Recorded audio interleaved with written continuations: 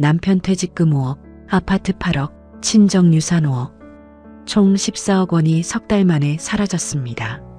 사람들은 묻습니다. 어떻게 그렇게 큰 돈을 다 잃었어요? 저는 대답합니다. 너무 그럴듯했거든요. 등기부등본도 있었고 수익도 실제로 났고 그리고 그걸 알려준 사람은 내 친구였어요. 안녕하세요. 저는 박영희입니다. 올해 64시고요. 지금부터 제가 어떻게 모든 것을 잃었는지 말씀드리려 합니다. 남편 퇴직금 5억 원, 우리가 살던 8억 원짜리 아파트, 그리고 제 친정에서 물려받은 1억까지 총 7억 원이 넘는 돈이 1년도 안 되어 사라졌습니다. 어떻게 이런 일이 벌어졌을까요? 저는 욕심쟁이가 아니었어요. 그저 우리 부부가 지켜온 품위를 잃고 싶지 않았을 뿐입니다. 남편은 35년간 대기업에서 근무했습니다. 임원까지 올라간 사람이었어요. 작년 봄에 정년퇴직을 했죠. 퇴직금으로 5억 원을 받았습니다. 그날 저녁 남편은 샴페인을 터뜨렸어요. 이제 편하게 살자면서 제 손을 잡았습니다. 고생 많았다면서요. 저는 웃으며 고개를 끄덕였지만 속으로는 복잡했습니다. 우리 집은 강남 아파트였어요. 40평 넓이에 시세가 8억 원 정도 됐습니다. 30년 전에 2억 5천에 샀는데 많이 올랐죠. 거실 창문으로는 한강이 보였어요. 아침마다 커튼을 열면 강물이 반짝이는 게 참 좋았습니다. 저는 평생 일을 하지 않았습니다. 남편 수입만으로도 충분했거든요. 아이들 둘을 키우면서 백화점 문화센터도 다니고 친구들과 모임도 자주 가졌어요. 우리 일상은 여유로웠습니다. 한 달에 한 번씩은 좋은 레스토랑에서 외식했어요. 계절마다 백화점에서 옷을 샀고요. 1년에 한두 번은 해외여행도 다녀왔습니다. 작년 여름에는 스페인을 다녀왔어요. 2년 전에는 이탈리아였고요. 제 친구들도 비슷한 수준이었습니다. 남편들이 모두 대기업이나 전문직에서 일했죠. 의사 부인, 변호사 부인, 대기업 임원 부인들이었어요. 우리는 매주 목요일마다 백화점 문화센터에서 만났습니다. 꽃꽂이 수업을 함께 듣고 있었어요. 수업이 끝나면 백화점 안카페에서 차를 마시며 수다를 떨었죠. 누구네 딸이 좋은데 시집 갔다느니, 어느 레스토랑이 맛있다느니, 다음 여행은 어디로 갈 거라느니, 그런 이야기들이었습니다. 저는 그 시간들이 좋았어요. 비슷한 수준의 사람들과 어울리는 게 편했습니다. 그런데 남편이 퇴직하고 나서 뭔가 달라지기 시작했습니다. 수입이 끊긴 거예요. 국민연금 두 사람 합쳐서 월 250만 원 정도 나왔어요. 생각보다 적었습니다. 관리비만 30만 원이 나갔고 식비도 50만 원은 들었어요. 통신비, 보험료, 경조사비까지 합치면 한 달에 200만 원은 기본이었습니다. 거기에 백화점 문화센터 수강료가 한 달에 15만 원, 친구들과의 모임 비용이 30만 원 정도 더 나갔어요. 연금만으로는 빠듯했어요. 저축을 조금씩 깨쓰기 시작했죠. 처음 한 달에 50만 원씩 찾아 썼습니다. 두 달째는 80만 원이 필요했어요. 석 달째는 100만 원을 찾았습니다. 계산해 보니 1년이면 1,000만 원 가까이 저축이 줄어드는 거였어요. 이 속도면 10년 안에 퇴직금이 바닥날 것 같았습니다. 더 불편한 건 친구들과의 모임이었습니다. 다들 여전히 해외여행 이야기를 했어요. 한 친구는 유럽 한 달 여행을 다녀왔다고 자랑했습니다. 프랑스, 이탈리아, 스위스를 돌아봤다면서 사진을 보여줬어요. 또 다른 친구는 제주도에 펜션을 샀다면서 놀러 오라고 했어요. 투자 목적도 있지만 가끔 내려가서 쉬기도 좋다면서요. 저는 그 이야기들을 들으며 점점 초라해지는 기분이었습니다. 우리도 예전엔 그랬는데 이제는 아니잖아요. 누가 여행 이야기를 꺼내면 저는 슬쩍 화제를 돌렸어요. 우리는 오래 조용히 지낼 거라고 했습니다. 남편이 퇴직해서 좀 쉬어야 한다면서요. 하지만 속으로는 부러웠어요. 어느 날 친구들과 백화점에서 쇼핑을 했습니다. 한 친구가 200만 원짜리 가방을 샀어요. 다른 친구도 100만 원대 구두를 샀고요. 저한테도 같이 보자면서 매장으로 데려갔습니다. 예쁜 가방이 있었어요. 가격표를 보니 180만 원이었습니다. 예전 같으면 망설임 없이 샀을 금액이었죠. 하지만 그날은 달랐어요. 통장 잔고가 신경 쓰였습니다. 고민하는 제 모습을 본 친구가 물었어요. 마음에 안 드냐면서요. 저는 얼른 괜찮다고 했습니다. 그냥 오늘은 쇼핑 기분이 아니라고 둘러댔어요. 친구는 이상하다는 표정이었지만 더 묻지 않았습니다. 저는 그날 빈손으로 집에 왔어요. 엘리베이터를 타고 올라가면서 한숨이 나왔습니다. 남편한테 말했어요. 우리도 뭔가 해야 하는 거 아니냐고요. 이대로 저축만 깨먹으면 10년도 못 간다면서요. 친구들은 다들 여행도 다니고 쇼핑도 하는데 우리만 쪼그라들고 있다고 했습니다. 남편은 걱정 말라고 했습니다. 집도 있고 퇴직금도 있으니까 괜찮다면서요. 검소하게 살면 충분하다고 했어요. 하지만 저는 불안했어요. 집값이 떨어지면 어떡하죠? 퇴직금도 언젠가는 바닥날 텐데요. 무엇보다 친구들 앞에서 초라해지고 싶지 않았습니다. 우리 수준을 유지하고 싶었어요. 30년 넘게 지켜온 품위를 잃고 싶지 않았습니다. 뭔가 방법이 있을 것 같았어요. 남들처럼 우리도 할 수 있는 게 있을 거라고 생각했습니다. 그러던 어느 날이었습니다. 백화점 문화센터에서 수업을 마치고 카페로 자리를 옮겼어요. 친구 5명이 함께였습니다. 그중 한 명인 서미란 씨가 요즘 기분이 좋아 보였어요. 얼굴에 웃음이 가득했죠. 옷차림도 전보다 화려했습니다. 새로 산 것 같은 명품 가방을 들고 있었어요. 제가 무슨 좋은 일 있냐고 물었더니 미란 씨가 빙그레 웃었습니다. 요즘 괜찮은 재테크를 하나 알게 됐다면서요. 미란 씨의 얼굴에는 자신감이 넘쳤습니다. 예전부터 알던 사람이지만 뭔가 달라 보였어요. 다른 친구들도 눈치챘는지 관심을 보였습니다. 무슨 재테크냐고 물었죠. 미란 씨가 주변을 살피더니 목소리를 낮췄어요. 여기선 자세히 말할 수 없다면서 나중에 따로 만나서 얘기해 주겠다고 했습니다. 그렇게 말하니까 더 궁금해졌어요. 그날 오후 미란 씨한테서 전화가 왔습니다. 내일 점심 같이 먹자면서 이야기해 줄 게 있다고 했어요. 저는 바로 좋다고 했습니다. 사실 아침부터 미란 씨 생각만 했거든요. 대체 무슨 재테크길래 저렇게 당당해졌을까 궁금했습니다.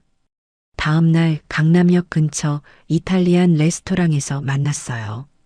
미란 씨가 먼저 와서 기다리고 있었습니다.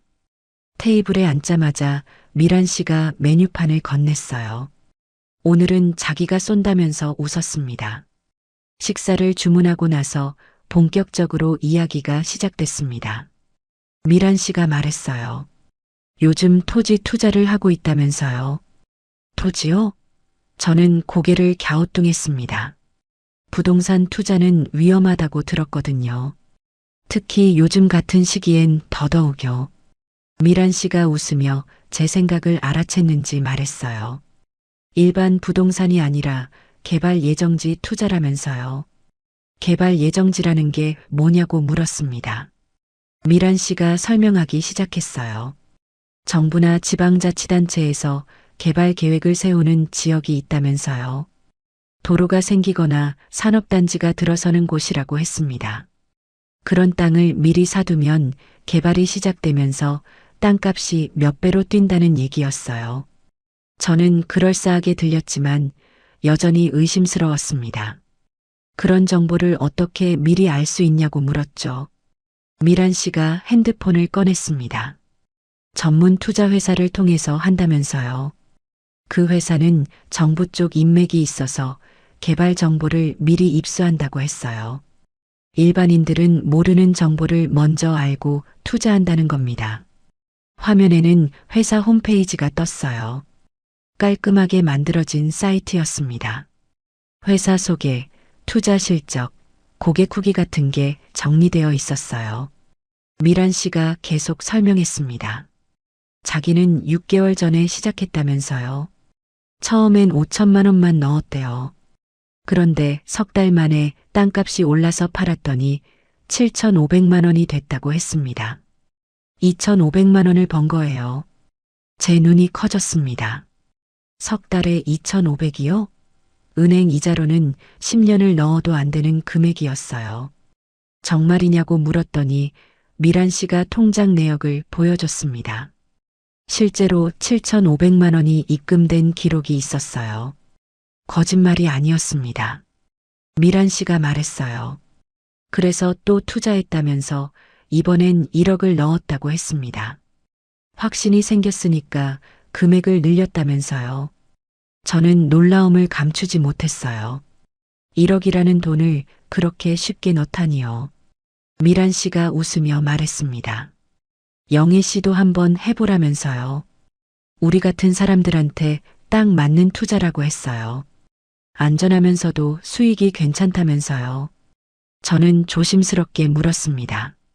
그게 정말 안전한 거냐고요. 혹시 사기는 아니냐면서요. 미란 씨가 단호하게 고개를 저었어요. 절대 사기가 아니라면서 자기가 직접 확인했다고 했습니다. 어떻게 확인했냐고 물었더니 미란 씨가 가방에서 서류를 꺼냈어요. 등기부등본이었습니다. 미란 씨 이름으로 된 토지 소유권이 적혀 있었어요. 실제로 땅을 샀다는 증거였죠. 토지 위치, 면적, 지목까지 다 나와 있었습니다. 저는 서류를 자세히 들여다봤어요. 법원 직인도 찍혀 있고 미란 씨 주민등록번호도 있었습니다. 이건 위조할 수 없는 서류였어요.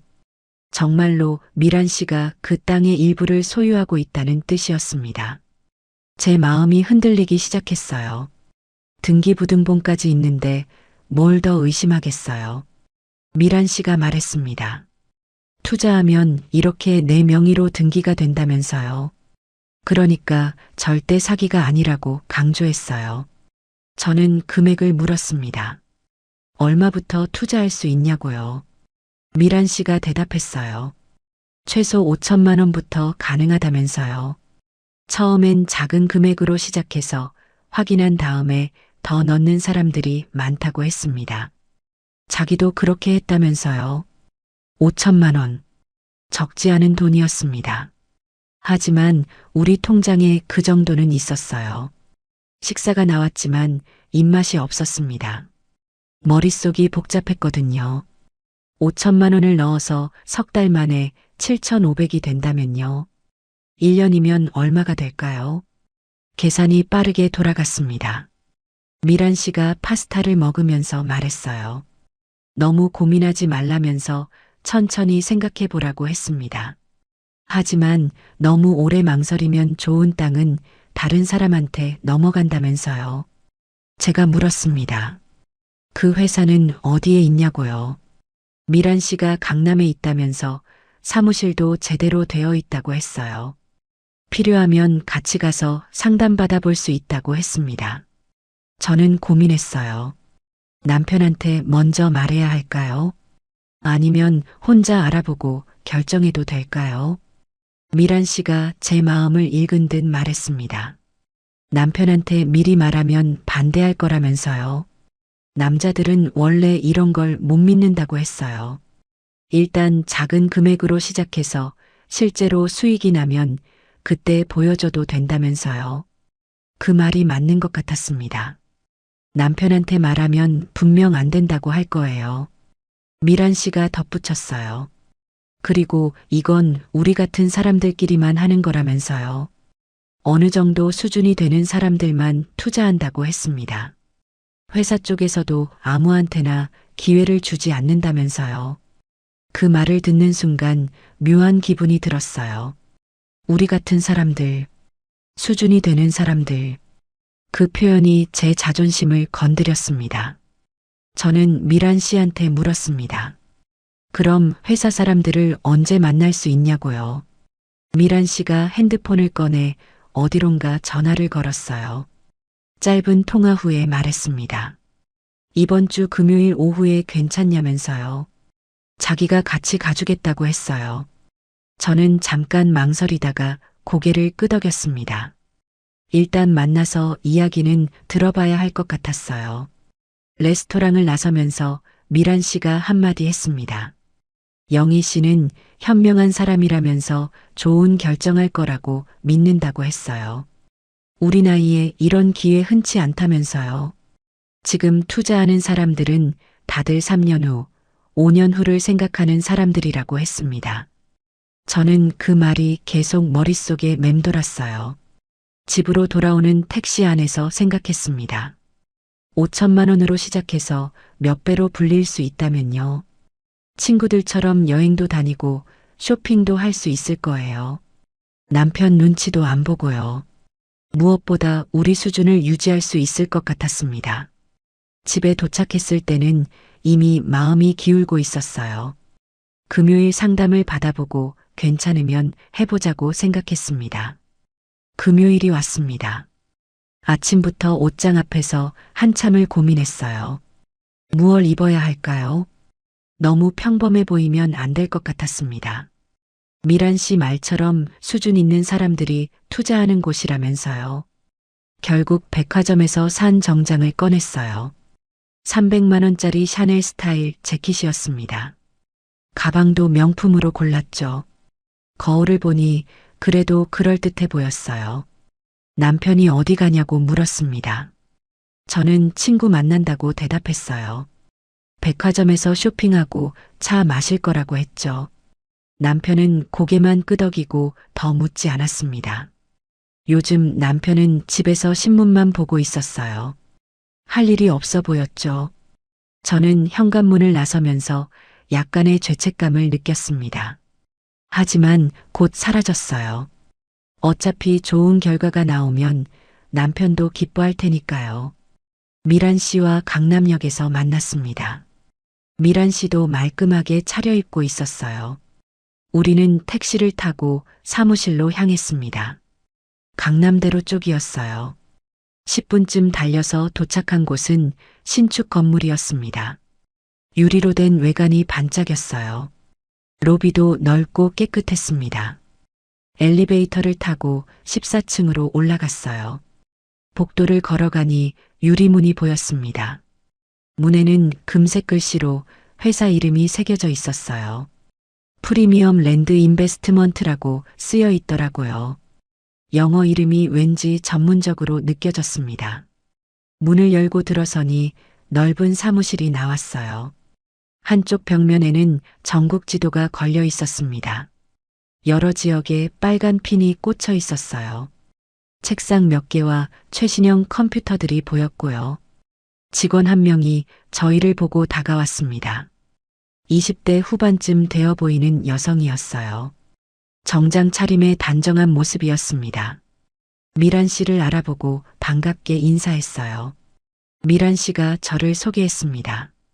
오늘 상담받으러 왔다면서요. 직원이 웃으며 안쪽으로 안내했습니다. 상담실은 따로 있었어요. 유리로 된 회의실 같은 곳이었는데 테이블과 가죽 의자들이 있었습니다. 벽면에는 각종 인허가증이 액자에 담겨 걸려 있었어요. 사업자 등록증, 부동산 중개업 허가증 같은 것들이었습니다. 한쪽에는 표창장도 몇 개 보였어요. 우수 투자 회사로 선정됐다는 내용이었죠. 잠시 후 한 남자가 들어왔습니다. 50대 초반쯤 되어 보였어요. 말끔한 정장에 은퇴 안경을 쓰고 있었습니다.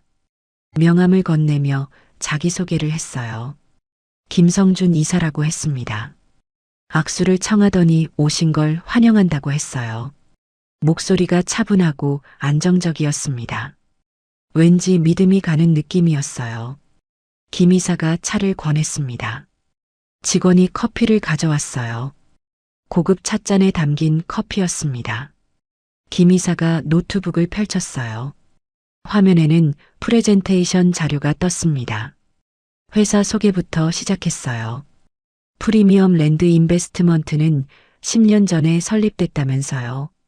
개발 예정지 투자 전문 회사라고 했습니다.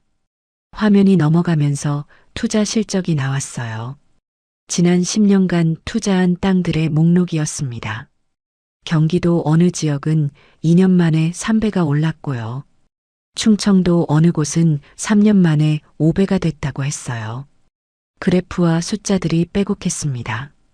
저는 화면을 집중해서 봤어요. 정말 인상적이었습니다. 김 이사가 설명했습니다. 투자의 핵심은 정보라면서요. 어느 땅이 개발될지 미리 아는 게 중요하다고 했어요. 회사는 정부 쪽 인맥과 지자체 관계자들을 통해 개발 정보를 입수한다면서요. 일반인들은 신문에 나올 때쯤 알지만 저희는 몇 개월 전부터 안다고 강조했습니다. 다음 화면으로 넘어갔어요. 현재 진행 중인 프로젝트들이 나왔습니다. 경기도 어느 시에 산업단지가 들어선다는 계획이 있다면서요. 정부 주도 사업이라 확실하다고 했습니다. 그곳 땅을 지금 사두면 2년 안에 최소 3배는 오를 거라면서 장담했어요. 저는 조심스럽게 물었습니다. 그게 정말 확실한 정보냐고요. 김 이사가 고개를 끄덕이며 서류 하나를 꺼냈어요. 지방자치단체에서 나온 개발 계획서였습니다. 공문처럼 생긴 서류였어요. 거기에 산업단지 조성 계획이 적혀 있었습니다. 제 눈에는 진짜 같아 보였어요. 미란 씨가 옆에서 거들었습니다. 자기도 처음엔 의심했다면서요. 그런데 실제로 해보니까 정말이었다고 했어요. 투자한 땅값이 올라서 수익을 냈다면서 다시 한번 확인시켜줬습니다. 김 이사가 웃으며 말했어요. 미란 씨는 이미 저희 우수 고객이라면서요. 앞으로 더 좋은 정보를 드릴 거라고 했습니다. 제가 또 물었습니다. 투자하면 정말 제 명의로 등기가 되냐고요. 김 이사가 당연하다면서 그게 가장 중요한 부분이라고 했어요. 투자금을 입금하면 일주일 안에 등기부등본을 보내준다면서요.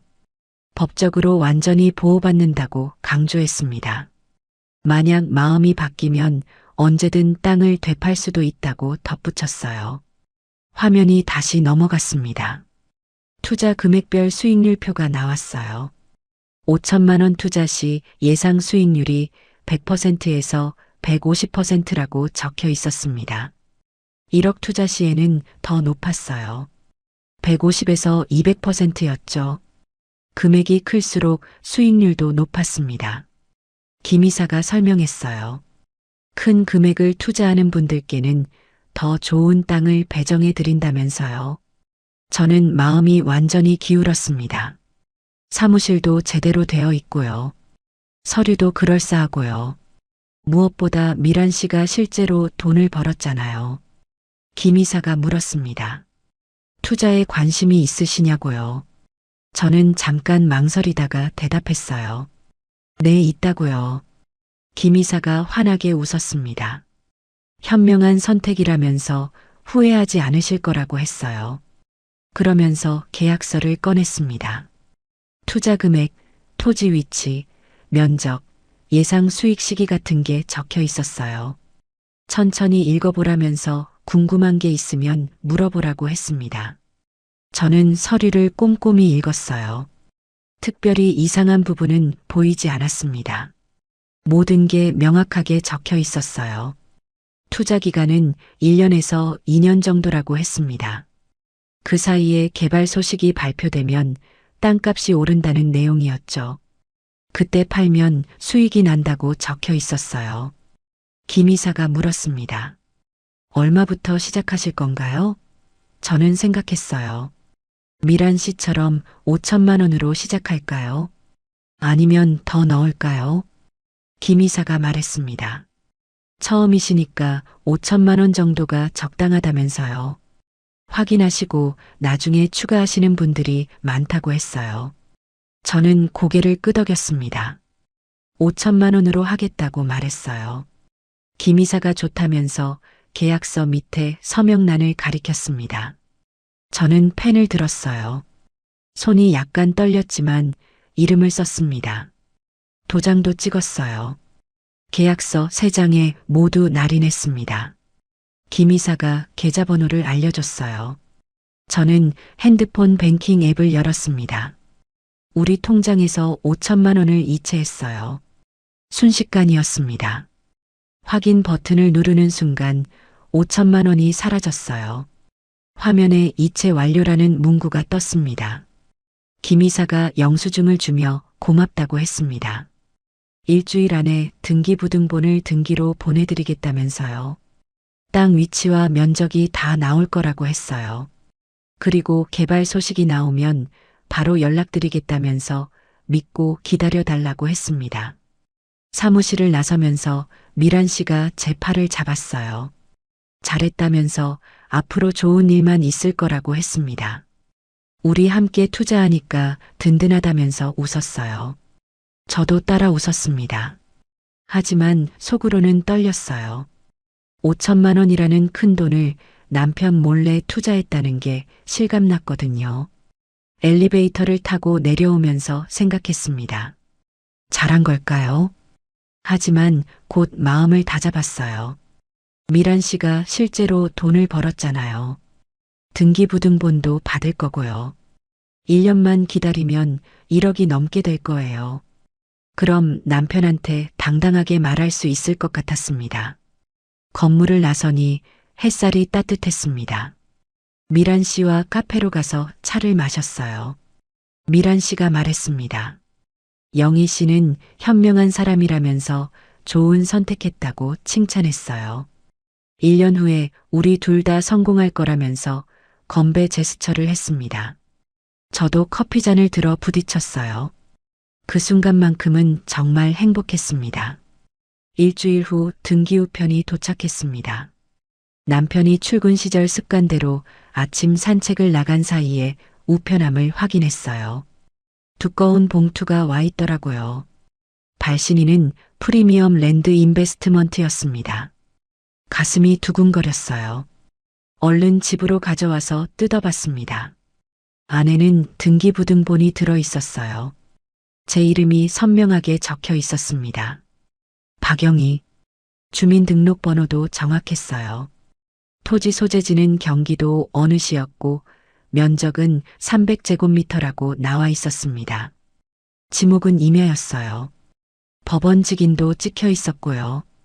이건 진짜였습니다. 실제로 제가 그 땅의 일부를 소유하고 있다는 증거였어요. 안도감이 밀려왔습니다. 사기가 아니었어요. 정말로 땅을 산 거였습니다. 저는 등기부등본을 서랍 깊숙이 숨겼어요. 남편한테 들키면 안 되니까요. 하지만 마음 한편으로는 뿌듯했습니다. 제가 뭔가 제대로 된 투자를 했다는 생각이 들었거든요. 한 달이 지났습니다. 김 이사한테서 가끔 문자가 왔어요. 투자하신 땅 주변에 좋은 소식이 있다면서요. 개발 계획이 순조롭게 진행되고 있다는 내용이었습니다. 조금만 더 기다려달라고 했어요. 저는 매일 뉴스를 확인했습니다. 혹시 그 지역 개발 소식이 나오나 싶어서요. 2달째 접어들었을 때였습니다. 미란 씨한테서 전화가 왔어요. 만나자고 했습니다. 중요한 얘기가 있다면서요. 저는 다음 날 바로 만났어요.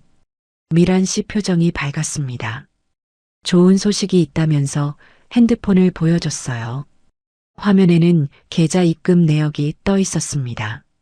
1,200만 원이 입금되어 있더라고요. 제가 놀라서 물었습니다. 이게 뭐냐고요? 미란 씨가 웃으며 설명했어요. 지난번에 문화센터 친구 한 명을 소개했는데 그 소개비라고 했습니다. 그 친구가 1억 2천만 원을 투자했는데 10%를 소개비로 받았다면서요. 1,200만 원이요? 저는 입이 딱 벌어졌습니다. 소개만 해도 그렇게 큰 돈을 준다니요. 미란 씨가 말했습니다. 영희 씨도 주변에 소개하면 금방 몇 천만 원은 벌 수 있다고 했어요. 땅값 오르는 거 기다릴 것도 없이 당장 현금이 생긴다면서요. 제 머릿속이 빠르게 돌아가기 시작했습니다. 누구를 소개할 수 있을까요? 문화센터 친구들이 떠올랐어요. 다들 남편이 퇴직했거나 곧 퇴직할 분들이었습니다. 노후 자금 걱정하는 분들이었죠. 미란 씨가 격려했습니다. 영희 씨는 사람들이 많으니까 금방 할 수 있을 거라면서 자기가 도와주겠다고 했어요. 저는 집으로 돌아와서 생각했습니다. 문화센터에서 친하게 지내는 분들이 4명 있었어요. 그분들한테 이 좋은 기회를 알려주면 어떨까요? 그분들도 투자하고 저도 소개비를 받으면 서로 좋은 거잖아요. 다음 주 목요일 수업이 끝나고 카페에 모였습니다. 저는 조심스럽게 화제를 꺼냈어요. 요즘 괜찮은 투자를 하나 알게 됐다면서요. 친구들의 눈빛이 반짝였습니다. 무슨 투자냐고 물었어요. 저는 토지 투자라고 설명했습니다. 개발 예정지 땅을 미리 사두면 나중에 몇 배로 오른다고 했어요. 제가 실제로 하고 있다면서 믿을 만한 곳이라고 했습니다. 등기부등본도 받았다고 강조했어요. 한 친구가 관심을 보였습니다. 조혜진 씨였어요. 남편이 작년에 퇴직했고 노후 자금 걱정을 많이 하는 분이었습니다. 혜진 씨가 물었어요. 정말 안전한 거냐고요. 저는 자신 있게 대답했습니다. 제가 직접 사무실도 가봤고 등기부등본도 받았다면서요. 미란 씨도 이미 수익을 냈다고 했습니다. 다른 친구들도 귀를 기울였어요. 이순자 씨와 김미경 씨였습니다. 순자 씨는 남편이 의사였는데 은퇴 후 수입이 줄어서 고민이었대요. 미경 씨는 남편 사업이 어려워져서 재테크가 필요하다고 했었어요. 3분 모두 관심을 보이는 게 느껴졌습니다. 저는 김이사 명함을 꺼냈어요. 관심 있으면 상담받아 보라면서 건넸습니다. 제가 소개한다고 하면 잘 안내해 줄 거라고 했어요. 혜진 씨가 명함을 받으며 생각해 보겠다고 했습니다. 순자 씨와 미경 씨도 고개를 끄덕였어요. 며칠 후 혜진 씨한테서 연락이 왔습니다. 상담받고 싶다면서 같이 가줄 수 있냐고 물었어요. 저는 당연하다고 했습니다. 다음 주에 약속을 잡았어요. 김 이사한테 미리 연락했더니 환영한다고 했습니다. 혜진 씨를 데리고 사무실에 갔어요. 김 이사가 반갑게 맞아줬습니다. 저는 옆에서 혜진 씨가 상담받는 걸 지켜봤어요. 김 이사가 자세히 설명하는 걸 들으며 거들기도 했습니다. 제가 실제로 투자하고 있다는 것, 등기부등본도 받았다는 것, 안전하다는 것을 강조했어요. 혜진 씨가 점점 관심을 보이는 게 느껴졌습니다. 결국 혜진 씨가 결정했습니다. 7천만 원을 투자하겠다고 했어요. 저는 옆에서 잘 결정했다며 격려했습니다. 혜진 씨가 계약서를 쓰고 돈을 입금하는 걸 지켜봤어요. 사무실을 나서면서 혜진 씨가 고맙다고 했습니다.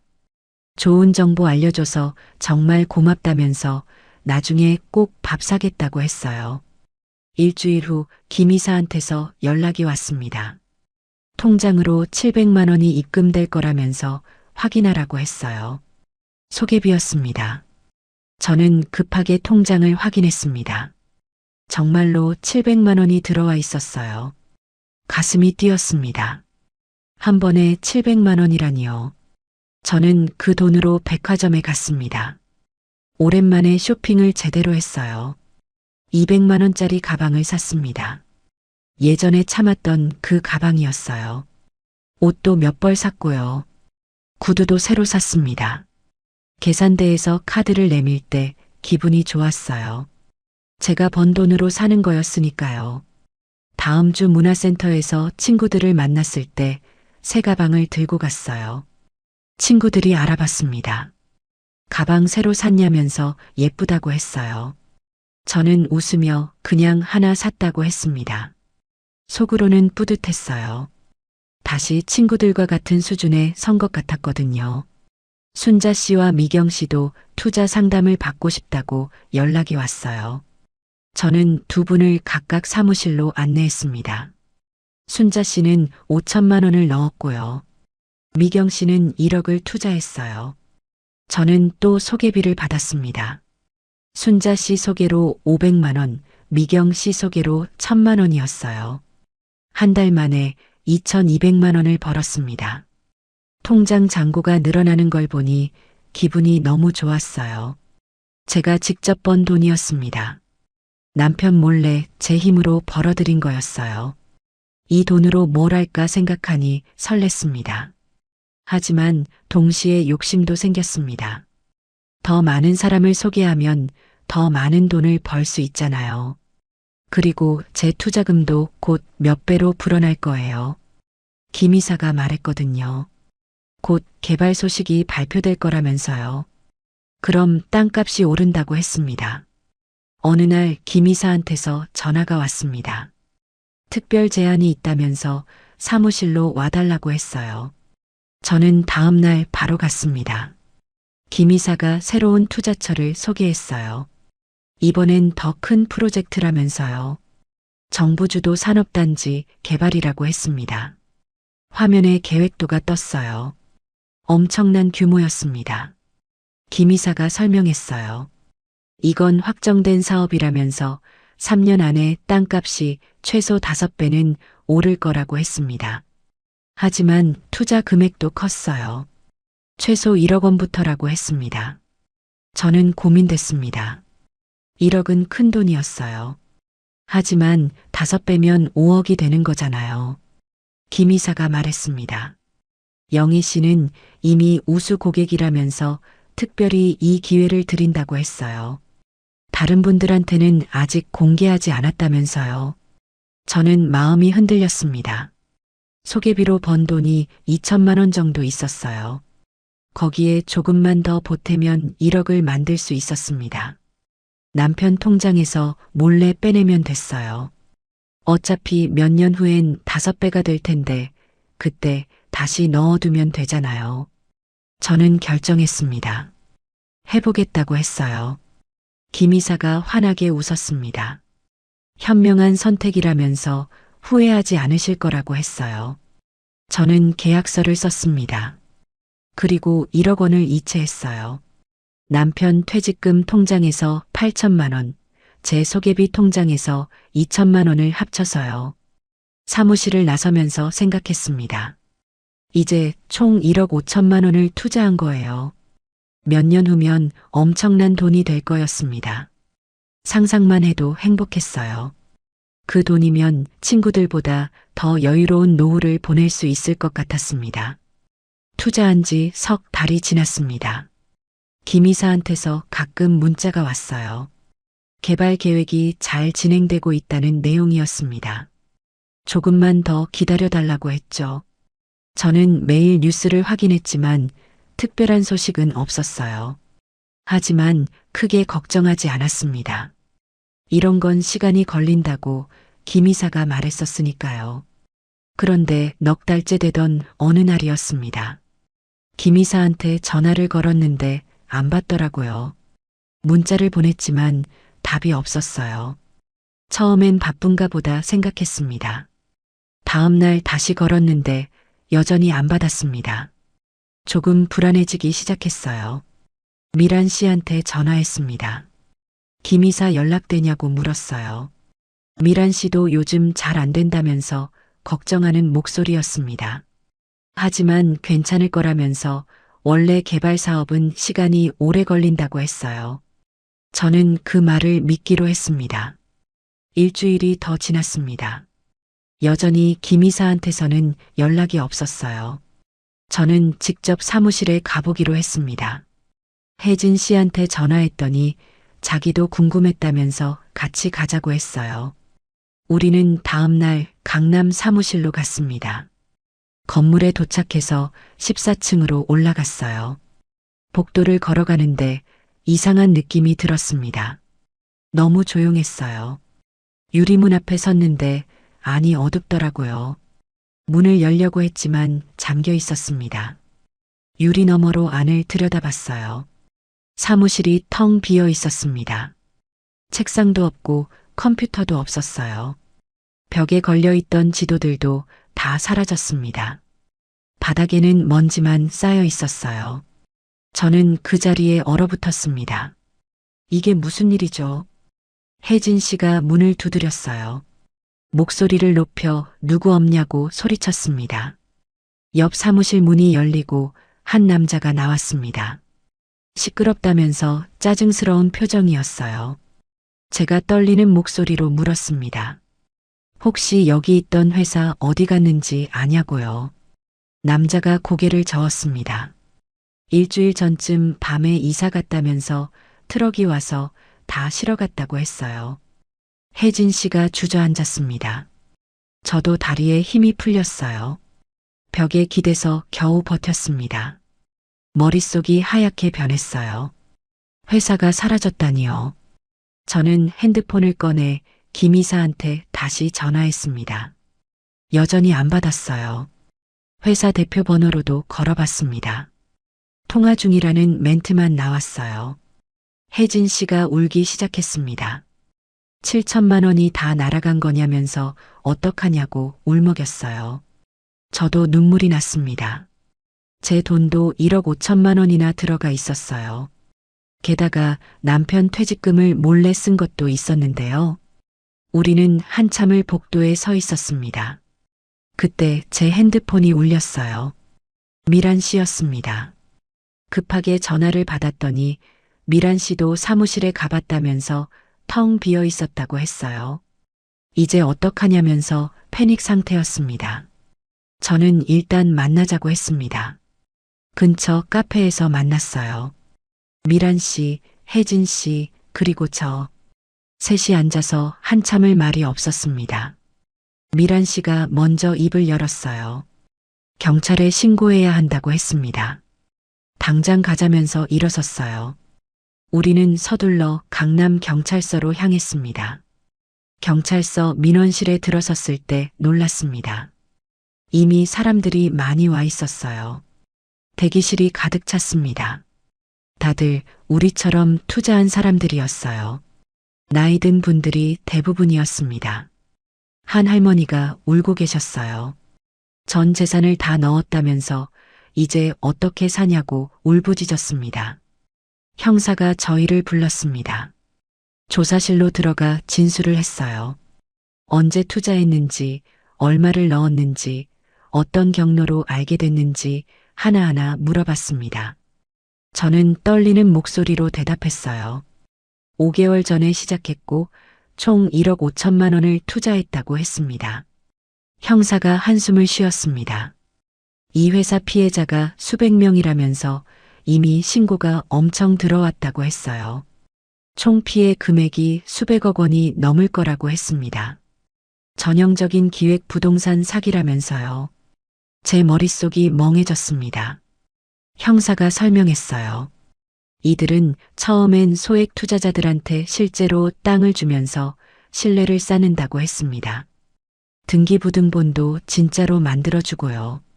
하지만 그 땅은 개발과 전혀 상관없는 곳이라고 했어요. 산속이나 가치 없는 땅을 여러 사람한테 쪼개서 판다는 겁니다. 그리고 소개비 제도로 피해자들이 다른 피해자를 끌어들이게 만들었다고 했습니다. 다단계 방식이라면서 저희도 모르는 사이에 공범이 된 거라고 했어요. 저는 충격을 받았습니다. 제가 소개한 사람들이 떠올랐어요. 혜진 씨, 순자 씨, 미경 씨. 그분들도 다 속은 거잖아요. 형사한테 물었습니다. 돈을 찾을 수 있냐고요. 형사가 어려운 표정을 지었어요. 솔직히 말씀드리면 거의 불가능하다고 했습니다. 이미 돈을 해외로 빼돌렸을 가능성이 크다면서요. 범인을 잡아도 돈은 못 찾는 경우가 대부분이라고 했어요. 경찰서를 나서서 벤치에 주저앉았습니다. 1억 5천만 원이 다 날아간 거예요. 남편 퇴직금에서 8천만 원을 몰래 뺀 것도 들통날 거고요. 집으로 어떻게 돌아가죠? 남편한테 뭐라고 말해야 하나요? 혜진 씨가 저를 째려봤습니다. 영애 씨 때문에 투자했다면서 책임져야 하는 거 아니냐고 따졌어요. 소개비도 받았으면서 무슨 낯짝으로 이러냐면서 화를 냈습니다. 저는 아무 말도 할 수 없었어요. 사실이었으니까요. 미란 씨도 제게 차갑게 말했습니다. 자기도 영애 씨를 믿고 다른 사람들한테 소개했다면서요. 이제 그 사람들한테 뭐라고 말하냐고 했어요.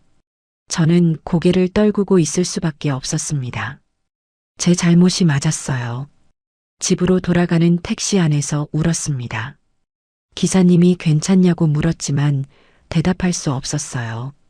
현관문 앞에 섰는데 문을 열 수가 없었습니다. 한참을 서 있다가 겨우 문을 열었어요.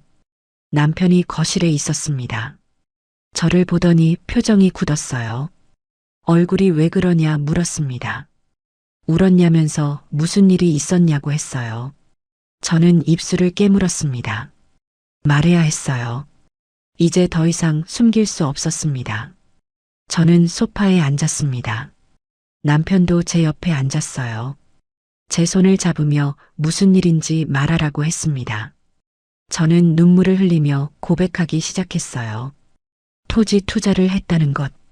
처음엔 5천만 원으로 시작했다는 것. 그 다음 1억을 더 넣었다는 것. 남편은 아무 말 없이 듣고 있었습니다. 표정이 점점 굳어지는 게 느껴졌어요.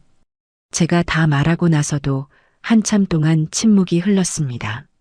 남편이 천천히 입을 열었어요. 총 얼마를 넣었냐고 물었습니다. 저는 떨리는 목소리로 대답했어요. 1억 5천만 원이라고요. 그중 8천만 원은 당신 퇴직금 통장에서 뺐다고 했습니다. 남편의 얼굴이 하얗게 변했습니다. 내 동의도 없이 그걸 어떻게 뺐냐면서 목소리가 떨렸어요. 저는 고개를 숙였습니다. 죄송하다고 밖에 할 말이 없었어요. 남편이 벌떡 일어났습니다. 방으로 들어가더니 문을 쾅 닫았어요. 저는 거실에 혼자 남았습니다. 밤새 소파에 앉아 있었어요. 눈물이 계속 흘렀지만 닦을 힘도 없었습니다. 다음 날 아침 남편이 방에서 나왔습니다. 밤새 한숨도 못 잔 얼굴이었어요. 말없이 현관으로 가더니 신발을 신었습니다. 어디 가냐고 물었더니 은행 간다고 했어요. 통장 정리해야 한다면서요. 저도 따라가겠다고 했습니다. 은행에 앉아서 통장을 정리했어요. 남은 돈을 계산했습니다. 퇴직금 5억에서 8천만 원이 사라졌고요. 제 소개비로 번 2천만 원도 다 써버렸어요. 남은 건 4억 2천만 원이었습니다. 게다가 제 처음 투자금 5천만 원도 사라진 거고요. 남편이 말했습니다. 이제 어떻게 할 거냐고요. 저는 대답할 수 없었어요. 남편이 한숨을 쉬었습니다. 35년 일해서 모은 돈이라면서 어떻게 이럴 수 있냐고 했어요. 목소리에 실망이 가득했습니다. 은행을 나서면서 남편이 말했습니다. 당분간 말 걸지 말라고요. 생각 좀 해야겠다면서요. 저는 고개를 끄덕일 수밖에 없었습니다. 집으로 돌아오는 길이 너무 멀게 느껴졌어요. 다음 날 혜진 씨한테서 전화가 왔습니다. 당장 만나자면서 목소리가 차갑더라고요. 저는 카페로 나갔어요. 혜진 씨가 이미 와서 기다리고 있었습니다. 얼굴에 화가 가득했어요.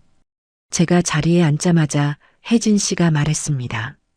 영애 씨 때문에 우리 집이 난리 났다면서요. 남편한테 다 털어놨더니 이혼하자고 했다는 거예요. 7천만 원이 어떤 돈인데 그걸 날렸냐면서 매일 싸운다고 했습니다. 저한테 책임지라고 소리쳤어요. 소개비 받은 거 다 토해내라면서요. 저는 죄송하다고 밖에 할 말이 없었습니다. 제가 잘못했다고 했어요. 하지만 저도 피해자라고 말했죠. 저도 돈을 잃었다면서요. 혜진 씨가 비웃었습니다. 피해자라고요? 소개비 받았으면서 무슨 피해자냐면서 화를 냈어요. 카페 안 사람들이 쳐다봤습니다. 혜진 씨 목소리가 커졌거든요. 저는 창피했어요. 혜진 씨가 마지막으로 말했습니다. 다시는 얼굴 보지 말자면서 일어났어요. 그리고 가버렸습니다. 저는 그 자리에 멍하니 앉아 있었어요. 며칠 후 순자 씨한테서도 문자가 왔습니다. 5천만 원 어떻게 할 거냐는 내용이었어요. 전화를 걸었더니 받지 않았습니다. 다시 걸어도 마찬가지였어요. 저를 피하는 게 분명했습니다. 미경 씨도 연락이 끊겼어요. 문자를 보내도 답이 없었습니다. 목요일이 됐습니다. 백화점 문화센터 수업이 있는 날이었어요. 저는 고민했습니다. 갈까 말까요? 친구들을 마주치면 어떡하죠? 하지만 안 갈 수도 없었어요. 수강료를 이미 냈거든요. 결국 문화센터로 갔습니다. 교실에 들어섰을 때 분위기가 이상했습니다. 친구들이 수군거리다가 제가 들어오자 조용해졌어요. 제자리로 가는데 다들 쳐다봤습니다. 혜진 씨는 고개를 돌렸어요. 순자 씨와 미경 씨도 저를 외면했습니다. 수업이 시작됐지만 집중할 수 없었어요. 옆에서 친구들이 수군거리는 소리가 들렸습니다. 투자 사기 당했다는 얘기, 소개비 받았다는 얘기들이었어요. 제 얘기를 하는 거였습니다. 귀가 따갑고 얼굴이 화끈거렸어요. 수업이 끝나고 다들 카페로 가자고 했습니다. 평소처럼요. 하지만 저한테는 아무도 말하지 않았어요. 저는 혼자 짐을 챙기고 있었습니다. 미란 씨만 잠깐 다가왔어요. 작은 목소리로 말했습니다. 당분간 문화센터 안 나오는 게 좋겠다면서요. 제가 물었습니다. 왜요? 미란 씨가 난처한 표정을 지었어요. 다들 영애 씨한테 화가 났다면서 분위기가 안 좋다고 했습니다. 자기도 미안하지만 어쩔 수 없다면서 돌아섰어요. 저는 그 자리에 멍하니 서 있었습니다. 집으로 돌아오는 길에 울었습니다. 15년 넘게 함께한 친구들이었어요. 매주 만나서 웃고 떠들던 사람들이었죠. 이제 다 잃은 겁니다. 제 잘못이었어요. 욕심 때문에 친구들을 사기에 빠뜨렸으니까요. 집에 도착했을 때 남편은 방에 있었습니다. 며칠째 말도 안 하고 있었어요. 밥을 차려놨지만 나오지 않았습니다.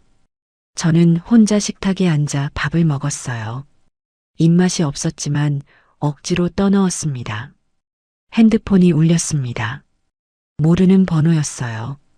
받았더니 순자 씨 남편이었습니다. 목소리가 차갑더라고요. 우리 집사람 투자시킨 거 책임지라면서 5천만 원 돌려달라고 했습니다. 저는 죄송하다고 했어요. 저도 돈을 잃었다면서 어떻게 할 수 없다고 했죠. 순자 씨 남편이 화를 냈습니다. 소개비 받았으면서 무슨 소리냐면서요. 법적으로 대응하겠다고 협박했어요. 변호사 선임할 거라면서 각오하라고 했습니다. 전화를 끊었지만 손이 떨렸어요. 법적 대응이라니요. 며칠 후 정말로 내용 증명이 날아왔습니다. 순자 씨 남편이 보낸 거였어요.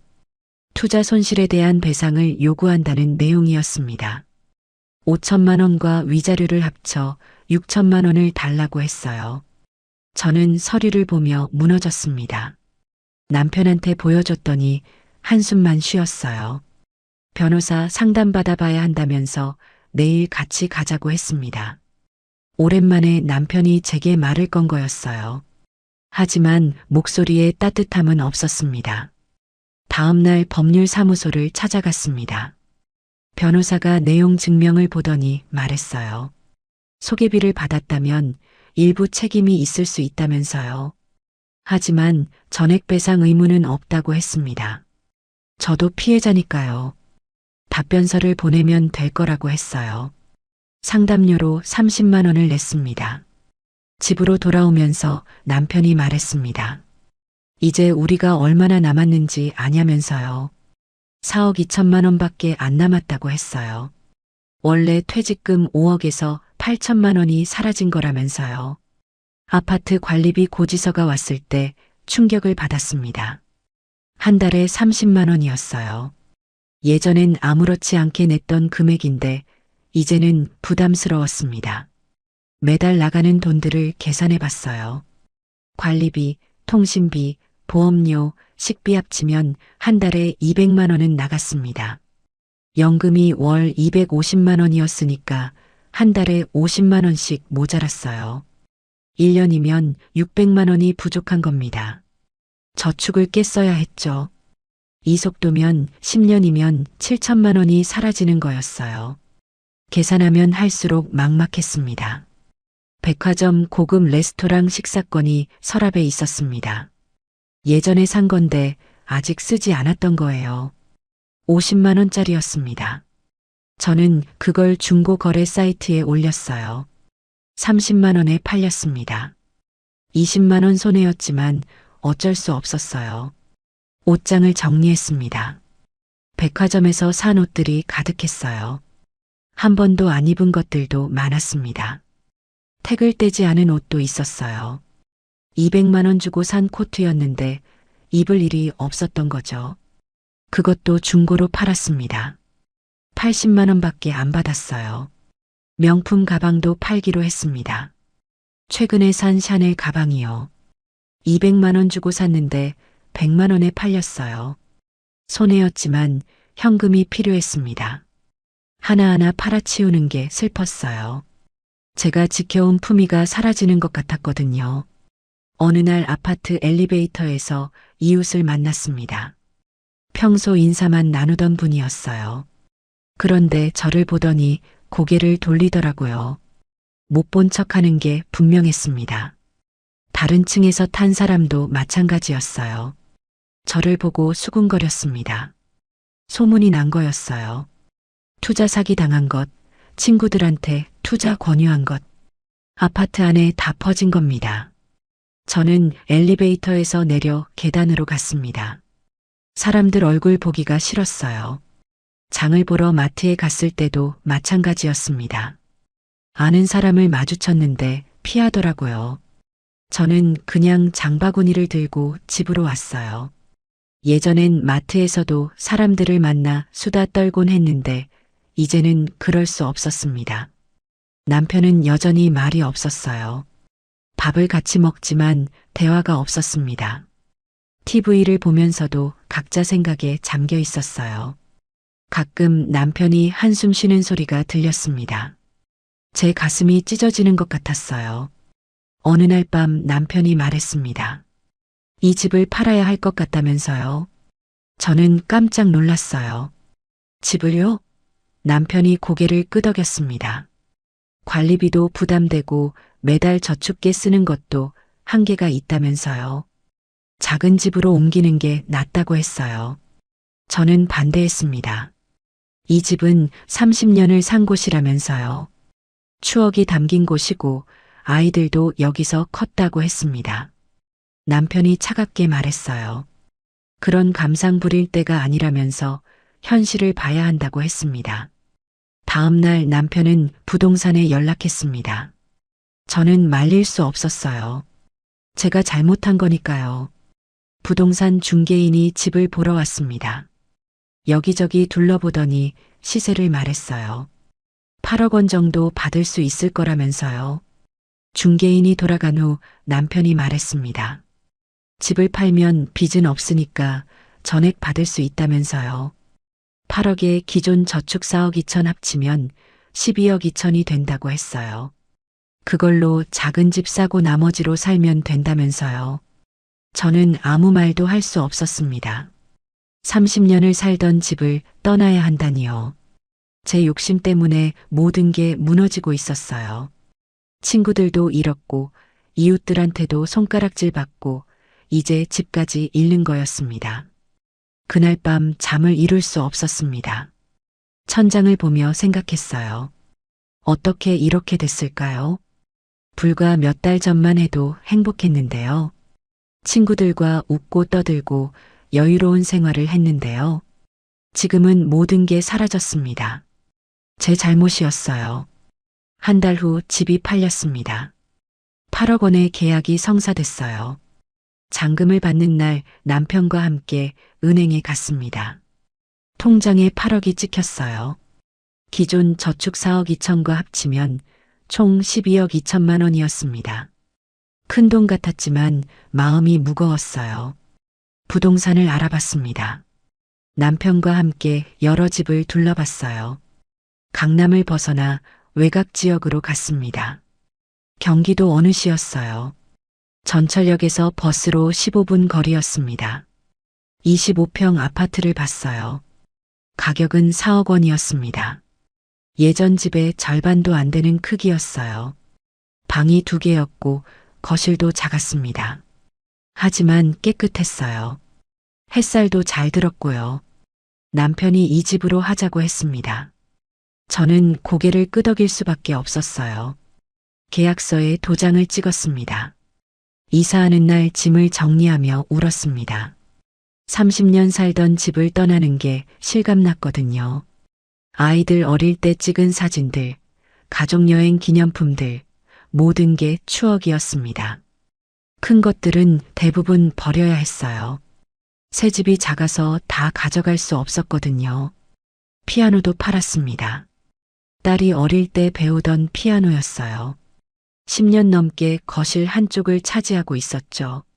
중고로 100만 원에 팔렸습니다. 큰 소파도 처분했어요. 6인용 소파였는데 새 집에는 들어갈 자리가 없었습니다. 새 집에 도착했을 때 마음이 착잡했습니다.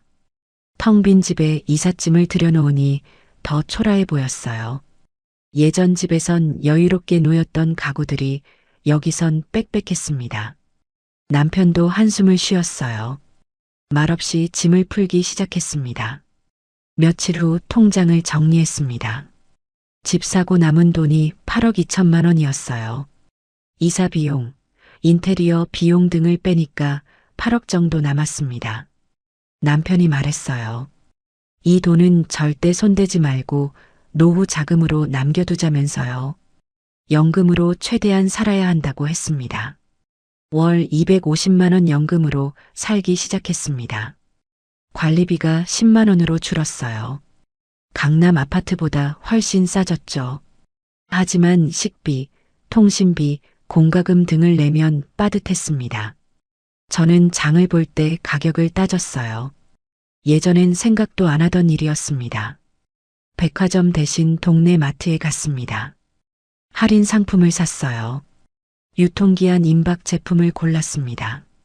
50% 할인이라고 붙은 스티커가 반가웠어요. 계산대에서 영수증을 받을 때마다 한숨이 나왔습니다. 옷을 사지 않았습니다. 옷장에 있는 옷들로 버텼어요. 예전에 산 것들이 많았으니까요. 신발도 마찬가지였습니다. 해진 것만 아니면 그냥 신었어요. 외출할 일도 별로 없었으니까요. 문화센터는 당연히 그만뒀습니다. 친구들도 다 떠났고요. 돈도 아까웠어요. 한 달에 15만 원이 만만치 않았거든요. 대신 집 근처 공원을 산책했습니다. 무료였으니까요. 혼자 걸으면서 생각에 잠겼어요. 몇 달이 지났습니다. 어느 날 남편이 말했어요. 저축이 조금씩 줄고 있다면서 이러면 안 되겠다고 했습니다. 돈을 벌어야 한다면서요. 저는 깜짝 놀랐어요. 65인데 어떻게 일을 하냐고 물었습니다. 남편이 구인 광고를 보여줬습니다. 아파트 경비 모집이었어요. 월급이 200만 원이라고 했습니다. 나이 제한이 없었어요. 남편이 지원하겠다면서 내일 면접 보러 간다고 했습니다.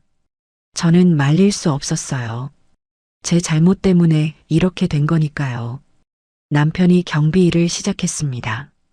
아파트 정문에서 차량을 안내하고 택배를 받는 일이었어요. 하루 8시간씩 일했습니다. 저는 남편이 경비복을 입고 나가는 모습을 보며 가슴이 아팠어요. 35년간 대기업 임원으로 일하던 사람이었는데요. 저도 일을 찾기 시작했습니다. 64세 할 수 있는 일이 많지 않았어요. 마트 계산원, 식당 설거지, 청소 일 정도였습니다. 저는 동네 마트에 지원했어요. 계산대 보조일이었습니다. 시급 10,000원에 하루 4시간이었어요. 면접을 보러 갔을 때 떨렸습니다. 사장님이 나이를 물었어요. 64이라고 했더니 고개를 끄덕였습니다. 경험 있냐고 물었지만 없다고 솔직하게 말했어요. 사장님이 괜찮다면서 내일부터 나오라고 했습니다. 첫 출근 날 긴장했습니다. 유니폼을 입고 계산대에 섰어요. 선배가 사용법을 알려줬습니다. 바코드 찍는 법, 카드 결제하는 법 등을 배웠어요. 처음엔 손이 떨렸습니다. 실수도 많이 했어요. 손님들이 기다리면 당황했습니다. 일주일쯤 지나니까 익숙해졌습니다. 손님들이 물건을 내밀면 재빨리 바코드를 찍었어요. 계산도 정확하게 했습니다. 사장님이 잘한다고 칭찬했어요. 그 말을 듣는 순간 뿌듯했습니다. 작은 일이지만 제대로 하고 있다는 생각이 들었거든요. 한 달 후 첫 월급을 받았습니다. 80만 원이었어요. 시급 10,000원에 하루 4시간, 20날 일한 금액이었습니다. 예전 같으면 하루 쇼핑으로 쓸 돈이었어요. 하지만 이번엔 달랐습니다. 제가 직접 땀 흘려번 돈이었어요. 남편도 월급을 받았습니다. 200만 원이었어요. 우리 둘이서 한 달에 280만 원을 버는 거였습니다. 연금 250과 합치면 530만 원이었어요. 생활비로 충분했습니다. 더 이상 저축을 깰 필요가 없었어요. 저녁에 남편과 식탁에 앉아 밥을 먹었습니다. 오랜만에 대화를 나눴어요. 오늘 일은 어땠냐고 남편이 물었습니다. 저는 괜찮았다고 대답했어요. 손님 중에 친절한 분들이 계셔서 좋다고 했습니다. 남편도 자기 일 얘기를 했어요. 아파트 주민들이 대부분 좋은 사람들이라면서요. 가끔 힘들 때도 있지만 할만하다고 했습니다. 남편 얼굴에 미소가 번졌어요. 오랜만에 보는 미소였습니다. 어느 날 마트에서 일하는데 한 손님이 말을 걸었습니다. 할머니였어요. 혼자 사시는 것 같았습니다. 장바구니가 무거워 보였거든요. 제가 도와드릴까요? 하고 물었더니 고맙다면서 웃으셨어요. 계산을 마치고 나갈 때까지 함께 가방을 들어드렸습니다. 할머니가 고맙다면서 제 손을 잡았습니다. 착하다면서 복 받을 거라고 했어요. 그 순간 눈물이 핑 돌았습니다. 누군가한테 고맙다는 말을 들은 게 얼마만인지 몰랐어요. 최근 몇 달간은 원망과 비난만 들었었거든요. 퇴근길에 공원을 지나갔습니다. 벤치에 앉아 쉬었어요. 해가 지고 있었습니다. 노을이 예뻤어요. 예전엔 이런 걸 볼 여유가 없었습니다. 바쁘게 살았거든요. 친구들 만나고 쇼핑하고 문화센터 다니느라요. 지금은 달랐습니다. 천천히 걷고 주변을 둘러볼 시간이 있었어요. 공원 나무들이 보였고 새소리도 들렸습니다. 산책하는 사람들의 얼굴도 보였어요. 평범한 일상이었지만 소중하게 느껴졌습니다. 집으로 돌아왔을 때 남편이 저녁을 차려놨습니다. 간단한 식사였어요. 된장찌개와 김치, 계란말이였습니다. 하지만 맛있었어요. 우리 둘이 마주 앉아 밥을 먹었습니다. 남편이 말했어요. 오늘 수고했다면서요. 저도 대답했습니다. 당신도 수고했다고요. 남편이 웃었어요. 우리 이제 괜찮아질 거라면서 힘내자고 했습니다. 저는 고개를 끄덕였어요. 그렇게 믿고 싶었습니다. 제가 저질렀던 실수를 조금씩이라도 만회할 수 있기를요. 1년이 지났습니다. 마트에서 일한 지도 1년이 됐어요. 이제는 능숙하게 계산대를 다룹니다. 손님들도 저를 알아봐요. 단골 손님들이 생겼습니다. 인사를 건네고 안부를 물어요. 그분들과 나누는 짧은 대화가 좋았습니다.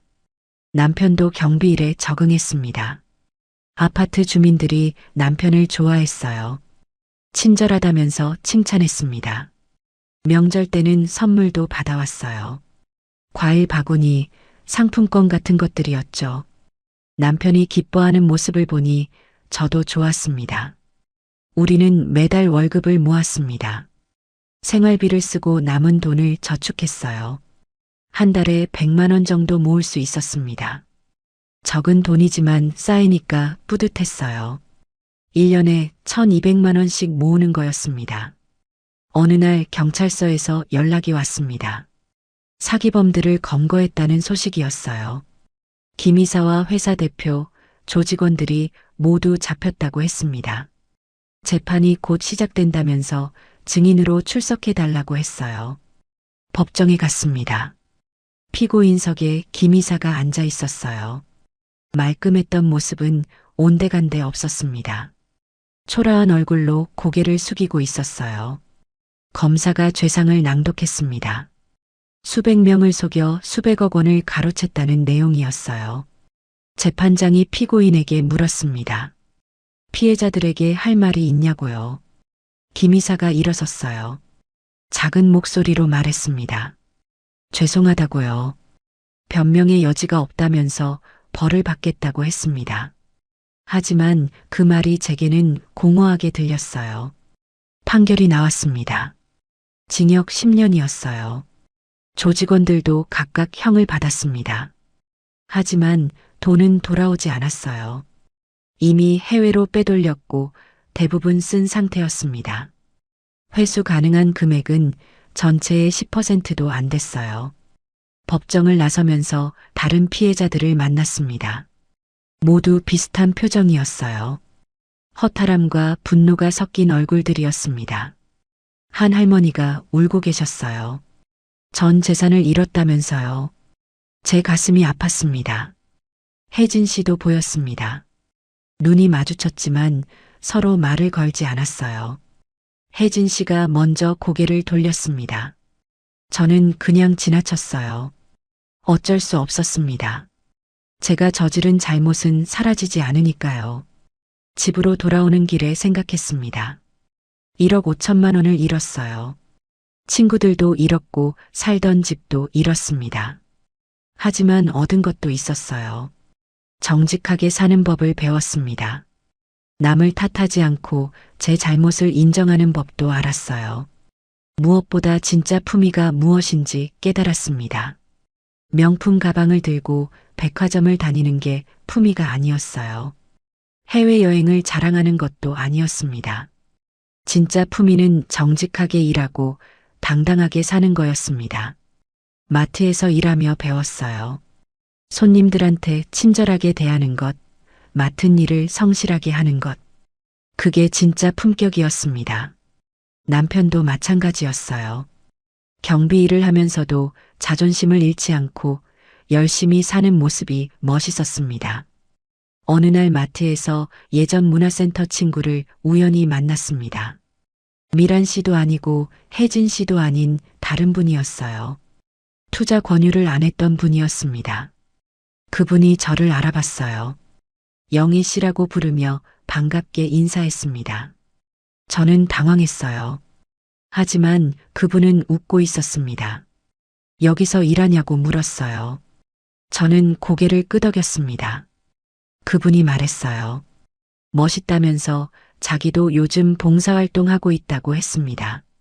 나이 들어서도 뭔가 하면서 사는 게 좋다면서요. 그 말을 듣고 위로가 됐습니다. 일하는 게 부끄러운 게 아니었어요. 오히려 당당한 일이었습니다. 그분과 잠깐 이야기를 나눴어요. 서로 안부를 물었습니다. 헤어지면서 그분이 말했어요. 다음에 차 한잔하자면서 연락하겠다고 했습니다. 그날 저녁 남편한테 그 얘기를 했습니다. 남편이 웃으며 말했어요. 이제 영희 씨가 달라진 것 같다면서요. 예전보다 훨씬 편안해 보인다고 했습니다. 저도 그렇게 느꼈어요. 남 눈치 보지 않고 사니까 마음이 편했습니다. 최근에 동네 도서관에서 봉사 모집 공고를 봤습니다. 금융 사기 예방 강연을 해줄 사람을 찾는다는 내용이었어요. 저는 고민 끝에 신청했습니다. 제 경험을 나누면 누군가에게 도움이 될 것 같았거든요.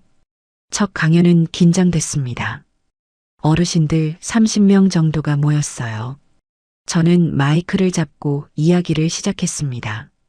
제가 어떻게 기획 부동산 사기를 당했는지, 얼마를 잃었는지, 지금 어떻게 살고 있는지 솔직하게 말했어요. 어르신들이 숨죽이며 들었습니다. 강연이 끝나고 한 할머니가 다가왔어요. 고맙다면서 자기도 비슷한 제안을 받았는데 거절하기로 했다고 했습니다. 제 이야기를 듣고 생각이 바뀌었다면서요. 그 말을 듣는 순간 눈물이 났습니다. 제가 누군가를 구했어요. 한 분이라도 제 실수를 통해 배웠다면 의미가 있는 거잖아요. 그 후로 계속 강연을 다녔습니다. 복지관, 경로당, 주민센터, 어디든 요청이 오면 갔어요. 강연을 할 때마다 말합니다. 쉽게 돈을 벌 수 있다는 말을 조심하라고요. 고수익을 보장한다는 투자는 의심해야 한다고요. 특히 지인이 소개한다고 해서 무조건 믿으면 안 된다고 강조해요. 기획 부동산 사기는 정말 교묘합니다. 등기부등본도 진짜로 만들어주고 소개비도 실제로 줘요. 처음엔 작은 금액으로 신뢰를 쌓고 나중에 큰 돈을 가져갑니다.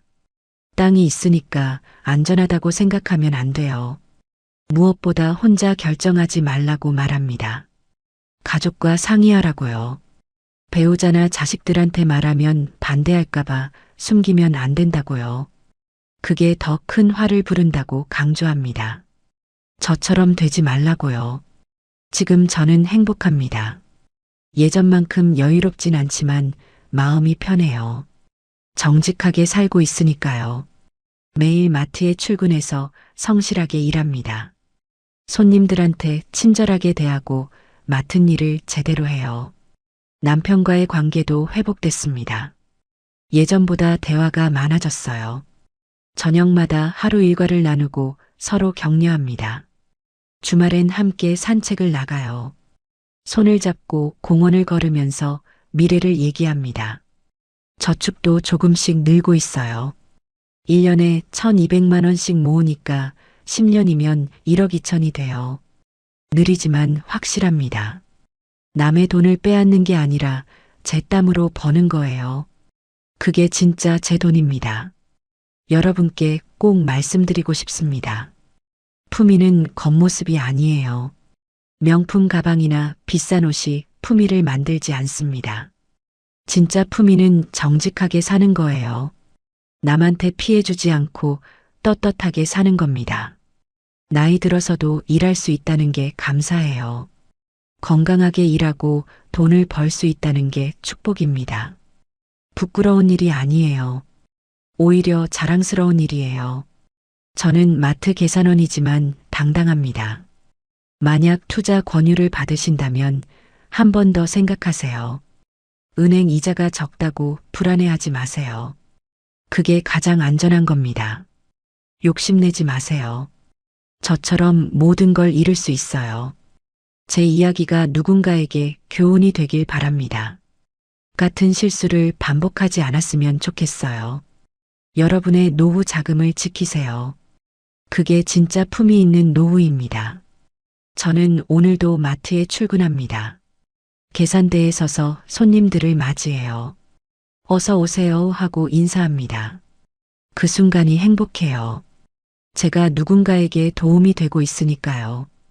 정직하게 살고 있으니까요. 이게 제 이야기입니다. 1억 5천만 원을 잃고 모든 걸 잃었지만 진짜 품위를 찾은 64 박영희의 이야기입니다. 감사합니다.